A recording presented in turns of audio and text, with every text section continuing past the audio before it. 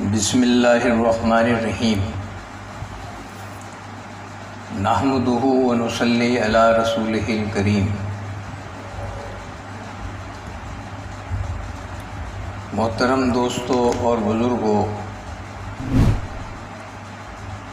رمضان المبارک کا دوسرا عشرہ شروع ہو رہا ہے۔ آپ جانتے ہی ہیں کہ پہلا عشرہ رحمت کا عشرہ تھا، یہ دوسرا عشرہ مغفرت کا عشرہ ہے، اور انشاءاللہ تیسرا عشرہ جب شروع ہوگا تو وہ جہنم سے نجات کا عشرہ ہے۔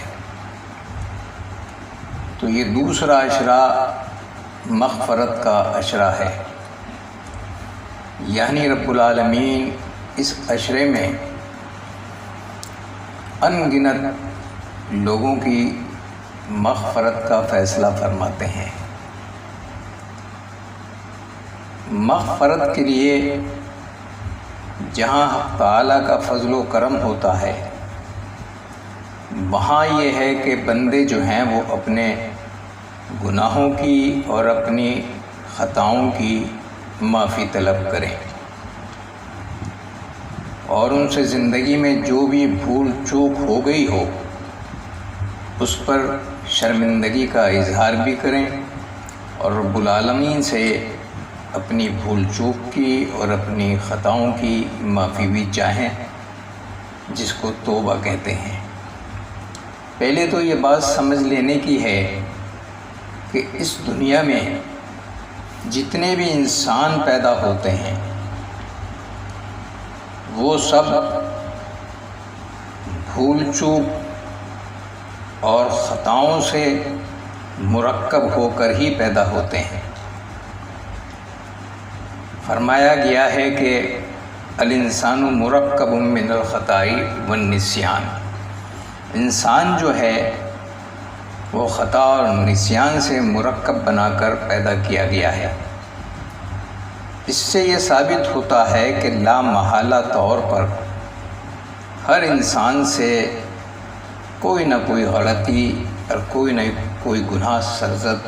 ہوتا ہے۔ اگر وہ انسان ہے، اگر وہ بشر ہے، تو خطائیں لازماً اس سے سرزد ہوں گی۔ اب یہاں تھوڑا سا ہٹ کر ہم یہ بات عرض کریں گے کہ جب حق تعالیٰ نے اس کائنات کو پیدا کرنے کا ارادہ فرمایا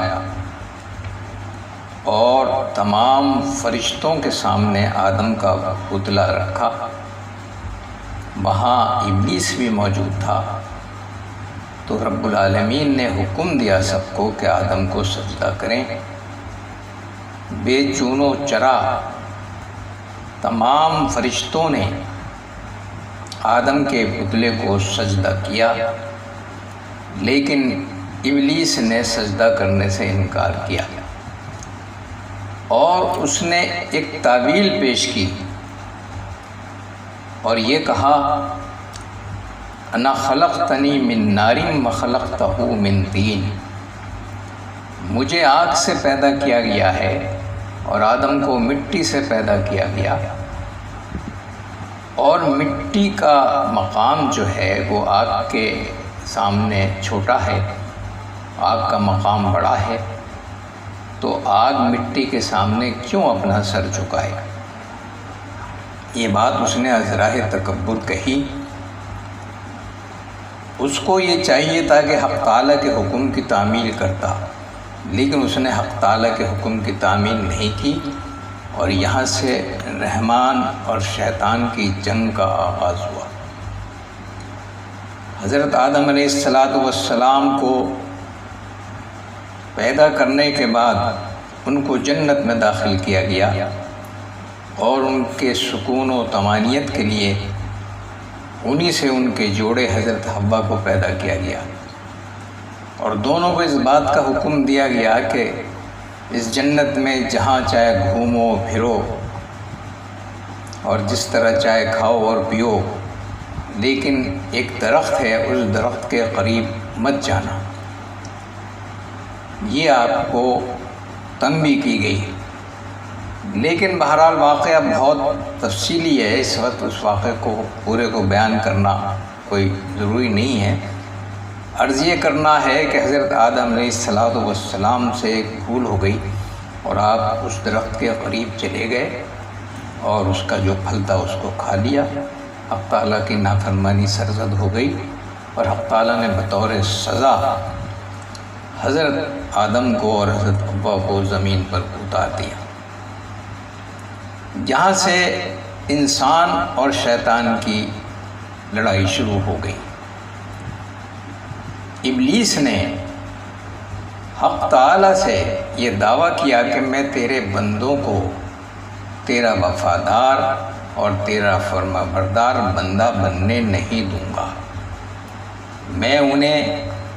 دائیں سے بھی بہکاؤں گا، بائیں سے بھی بہکاؤں گا، آگے سے بھی پھسلاؤں گا،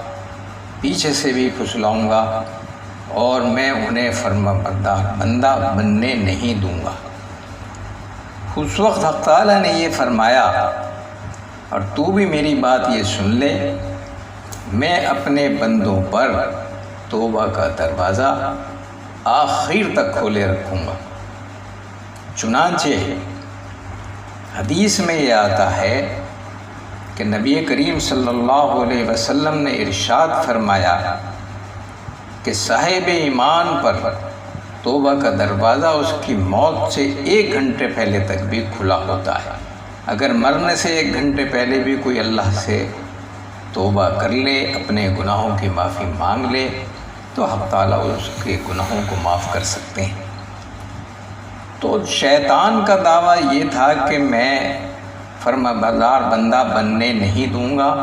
اور حق تعالیٰ نے یہ وعدہ فرمایا اور یہ دعویٰ فرمایا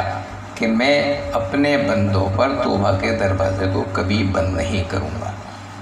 تو مغفرت کے لیے جو ہے وہ اپنے گناہوں کی توبہ کرنا ہر صاحب ایمان کے لیے ضروری ہے۔ یہاں ایک بات اور ذہن میں رکھ کر چلیں کہ شیطان نے تعویل کی اور نافرمانی کی۔ حضرت آدم علیہ السلام سے بھی غلطی سرزد ہوئی، لیکن انہوں نے غلطی کی کوئی تعویل نہیں کی، انہوں نے اپنی غلطی کا اعتراف کیا اور فرما برداری کا راستہ اختیار کیا، اور جب تک حق تعالیٰ نے ان کی خطا کو معاف نہیں کر دیا، ہر وقت ان کی زبان پر یہ کلمات جاری رہے، ربنا آتنا فی الدنیا حسنتم وفی الآخرۃ حسنتم وقنا عذاب النار، اور ان کی وہ مخصوص دعا جو قیامت تک تمام صاحب ایمان لوگ پڑھتے ہیں اور پڑھتے رہیں گے، وہ دعا جو ساری دنیا میں مشہور ہوئی، وہ دعا یہ ہے کہ ربنا ظلمنا انفسنا وان لم تغفر لنا وترحمنا لنکونن من الخاسرین۔ تو آپ نے اپنی غلطی کو محسوس کیا، شرمندگی کا اظہار بھی کیا، اور ان کلمات کے ذریعے اپنی غلطی کی معافی چاہیے۔ ایک بات یاد رکھنے کی یہ ہے کہ توبہ اگر ایک جسم ہے تو شرمندگی اس کی روح ہے۔ توبہ کرنے سے پہلے یہ ضروری ہے کہ انسان اپنی غلطی پر اپنے دل میں شرمندگی محسوس کرے اور زبان سے توبہ کے کلمات ادا کرے، اور اس بات کا بھی وعدہ کرے کہ آئندہ وہ یہ گناہ نہیں کرے گا۔ اگرچہ اس سے گناہ پھر بھی سرزد ہو جائے، لیکن توبہ کرتے وقت اس کو یہ یاد دہانی کرانی چاہیے کہ آئندہ وہ یہ گناہ نہیں کرے گا۔ قرآن حکیم میں یہ فرمایا گیا ہے وَسَارِعُوا إِلَىٰ مَغْفِرَةٍ مِّن رَّبِّكُمْ وَجَنَّةٍ عَرْضُهَا السَّمَاوَاتُ وَالْأَرْضُ أُعِدَّتْ لِلْمُتَّقِينَ، اور بھاگو مغفرت کی طرف اور اپنے اللہ کی طرف اور وہ جنت کی طرف جس کا عرض و طول زمین و آسمان کے برابر ہے اور جو متقین کے لیے پیدا کی گئی ہے۔ تو مغفرت کی طرف چلنے کا حکم دیا گیا ہے، اس میں تو کوئی شک نہیں کہ یہ اشرا مغفرت کا ہے، اور حق تعالیٰ اپنے فضل و کرم سے بھی بے شمار لوگوں کی مغفرت فرمائیں گے، لیکن بندگی کا تقاضا ہے، ایمان و یقین کا تقاضا ہے کہ ہم اپنے گناہوں کی معافی مانگیں، جو گناہ ہم سے سرزد ہو چکے ہیں وہ ہمیں یاد ہوں یا ہم کر کے بھول گئے ہوں، ان گناہوں کی مغفرت چاہیں۔ حق تعالیٰ نے جہاں اپنی اور صفات قرآن حکیم میں بیان کی ہیں، وہاں یہ صفت بھی بیان کی ہے حق تعالیٰ نے اپنی کہ هو الذی یقبل التوبۃ عن عبادہ ویعفو عن السیئات، کہ رب العالمین وہ ہے جو اپنے بندوں کے توبہ کو قبول کرتا ہے اور ان کے گناہوں کو معاف کرتا ہے۔ تو یہ تو حق تعالیٰ کی صفت ہے، جب ان کی صفت ہے تو لا محالہ وہ تو اپنے بندوں کو معاف کریں گے، لیکن بندوں کا بھی فرض ہے کہ وہ اپنی خطاؤں پر اظہار شرمندگی کریں اور رمضان کے اس عشرے میں زیادہ سے زیادہ توبہ مانگنے کی کوشش کریں۔ دیکھیے، گناہ کرنا جو ہے وہ تو ہے ہی برا، لیکن اسلام یہ بتاتا ہے ہمیں کہ گناہ کرنا اتنا بڑا جرم نہیں ہے، اتنی بڑی نافرمانی نہیں ہے، جتنی بڑی نافرمانی یہ ہے کہ انسان گناہ کرنے کے بعد نہ تو اس پر شرمندہ ہو اور نہ اسے توبہ کرنے کی توفیق ہو، یہ زیادہ برا ہے۔ یہ فرمایا گیا ہے کہ التائب من الذنب کمن لا ذنب لہ،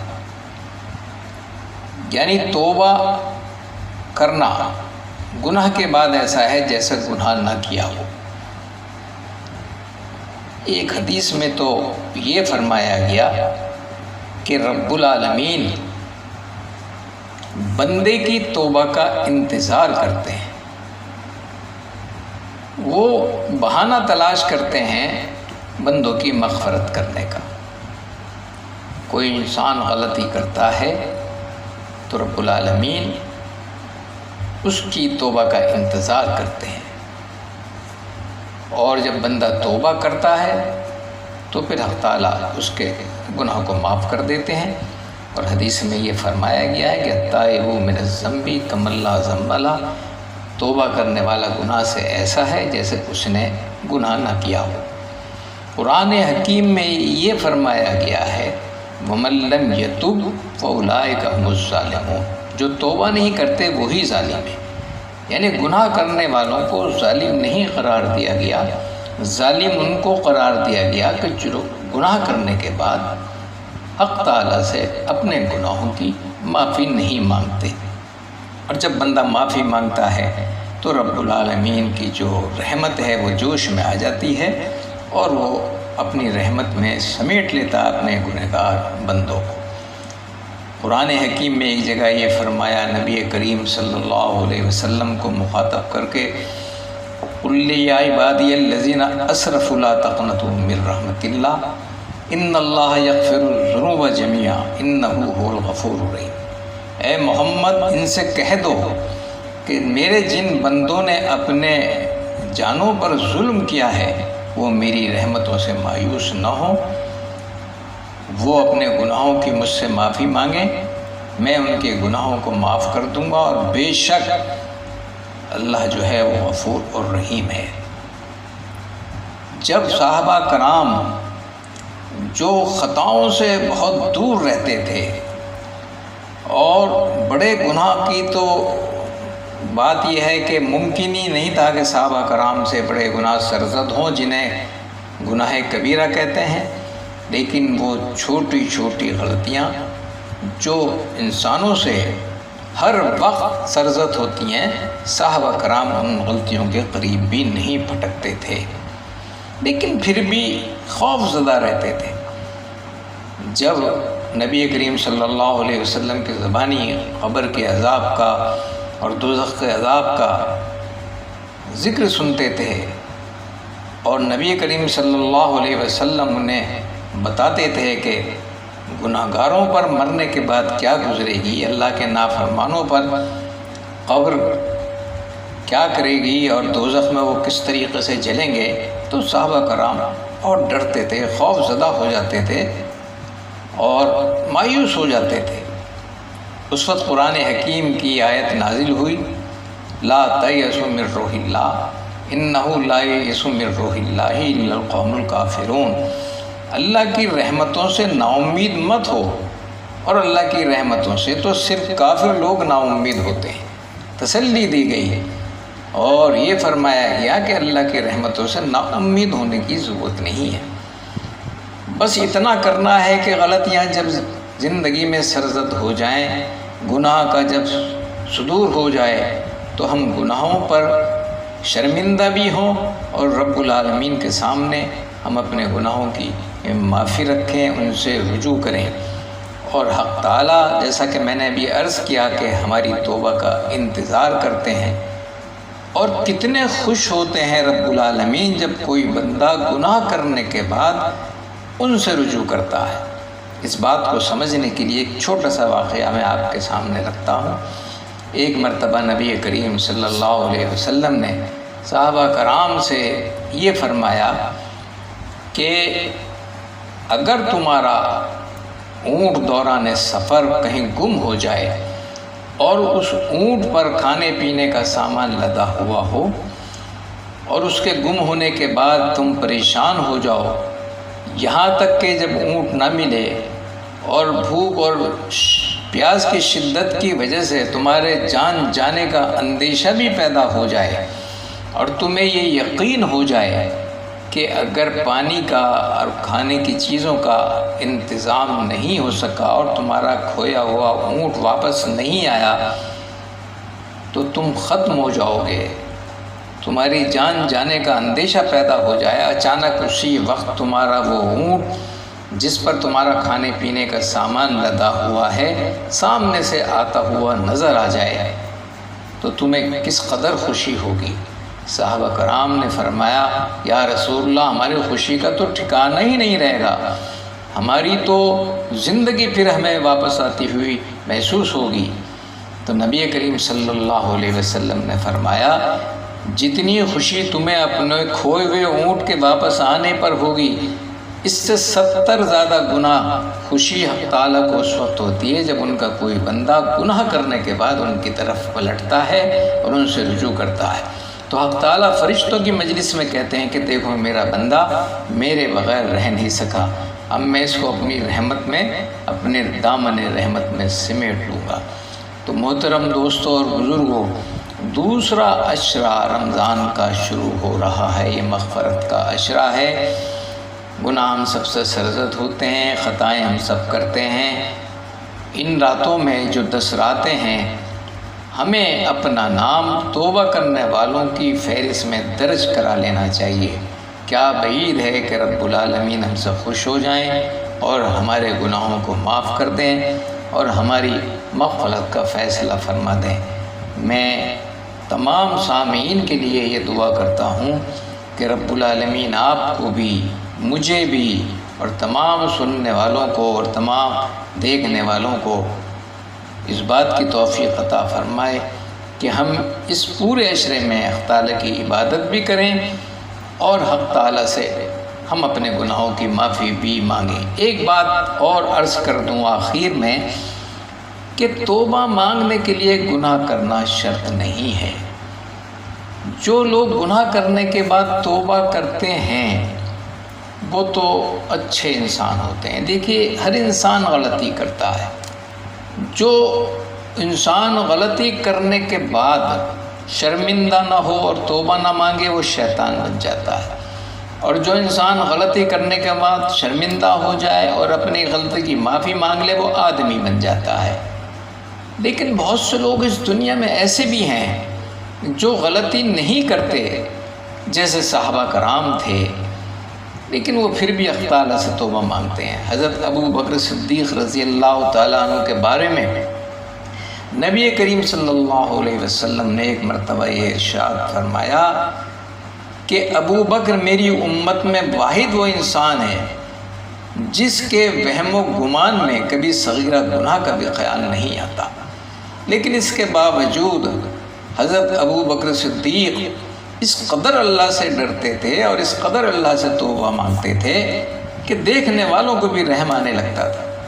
جب نبی کریم صلی اللہ علیہ وسلم علیل ہوئے اور آپ نے حضرت ابو بکر صدیق کو مصلی پہ کھڑا کیا تو کانپ رہے تھے آپ، اس تصور سے کانپ رہے تھے کہ میں گنہگار انسان ہوں اور میں کہاں نبی کریم صلی اللہ علیہ وسلم کی امامت کروں گا کہ وہ میری اقتداء میں نماز پڑھیں۔ خوف سے ان کے بدن پر لرزہ طاری تھا۔ تو گناہ جو ہے وہ ضروری نہیں ہے توبہ کے لیے۔ جو لوگ گناہ کرنے کے بعد توبہ کرتے ہیں وہ تو اچھے انسان ہوتے ہیں، وہ انسان سے آدمی بن جاتے ہیں، لیکن جو لوگ گناہ نہ کر کے بھی توبہ کرتے ہیں ان کا مقام بہت بلند ہے، وہ اللہ کے نیک بندے ہوتے ہیں، انہیں ولایت ملتی ہے۔ تو توبہ کرنے سے، اگر گناہ کے بعد توبہ کر رہا ہے، انسانیت سے سرفراز ہوتا ہے، انسان آدمیت سے سرفراز ہوتا ہے، اور اگر گناہ نہ کر کے توبہ کر رہا ہے تو پھر ولایت سے اور بزرگی سے سرفراز ہوتا ہے۔ تو لہٰذا اگر کسی نے گناہ نہ بھی کیا ہو وہ بھی ان راتوں میں مغفرت کی دعا مانگے اور توبہ کرے۔ گناہ کیا ہو نہ کیا ہو، توبہ کرنے سے حق تعالیٰ کا قرب عطا ہوتا ہے۔ اللہ تعالیٰ ہم سب کو توبہ کا اہتمام کرنے کی توفیق عطا فرمائے، اور یہ دوسرا عشرہ ہمارا اس طرح گزرے کہ مغفرت کا سرٹیفکیٹ ہمیں حق تعالیٰ سے حاصل ہو جائے۔ بآخر دعوانا الحمدللہ۔